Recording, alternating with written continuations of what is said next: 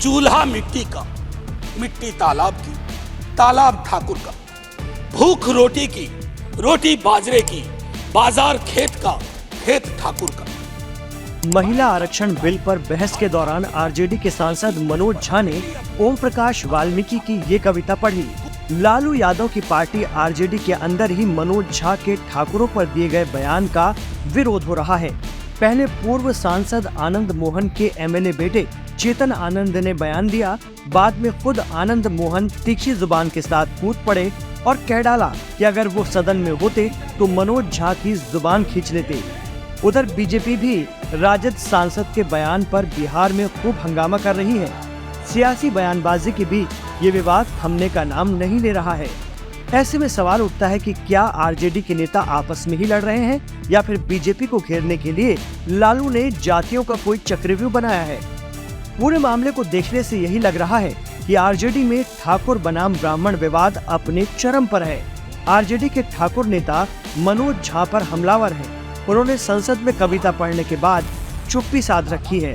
वहीं मनोज झा ने जो कविता संसद में पढ़ी थी उसका वीडियो अब भी आरजेडी के एक्स हैंडल पर मौजूद है और उसे दमदार, जानदार और शानदार बताया गया है।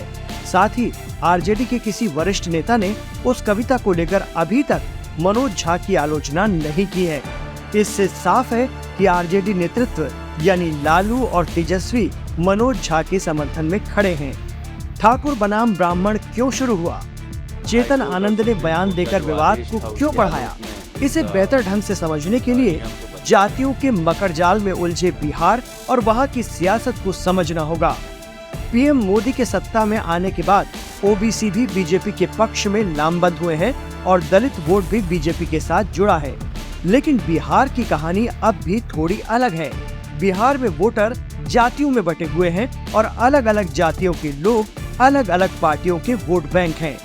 ब्राह्मण और ठाकुर को बीजेपी का कोर वोटर माना जाता है, वहीं यादव आरजेडी का और कुर्मी कुशवाहा नीतीश कुमार का।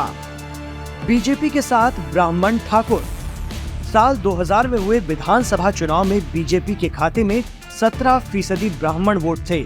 वहीं 2014 के लोकसभा चुनाव में ये आंकड़ा बढ़कर 54% हो गया। ठाकुर वोटों की बात करें तो 2000 में बीजेपी को 38% वोट मिले थे, जो 2014 लोकसभा चुनाव में बढ़कर 63% हो गए। इसके बाद के चुनाव में भी दोनों जातियां बीजेपी के समर्थन में रहीं। बात करें आरजेडी की तो साल 2000 के विधानसभा चुनाव में पार्टी को ब्राह्मण वोट 3%, राजपूत वोट 17% मिले थे। लेकिन 2014 के लोकसभा चुनाव में ब्राह्मण वोट 10% मिला और राजपूत वोट तेजी से घटकर 3% पर आ गए। 2024 की चल रही है तैयारी। नीतीश सरकार ने पहले ही जातिगत जनगणना वाला दांव चल रखा है। बिहार के ओबीसी वोटर्स जेडीयू आरजेडी के इस दांव से प्रभावित भी हैं। लेकिन 2024 के चुनाव तक ना तो जनगणना पूरी हो पाएगी और ना ही आंकड़े जारी हो पाएंगे। फिर जेडीयू आरजेडी इस मुद्दे को कैश कैसे करेंगे? इसी सवाल का जवाब है आरजेडी के नेताओं का बनाया हुआ ठाकुर बनाम ब्राह्मण विवाद। ये विवाद जैसे जैसे बढ़ेगा, ओबीसी वोटर जेडीयू आरजेडी के पक्ष में लामबंद होंगे और 2024 में गठबंधन को फायदा पहुंचाएंगे। आरजेडी के दोनों हाथों में लड्डू।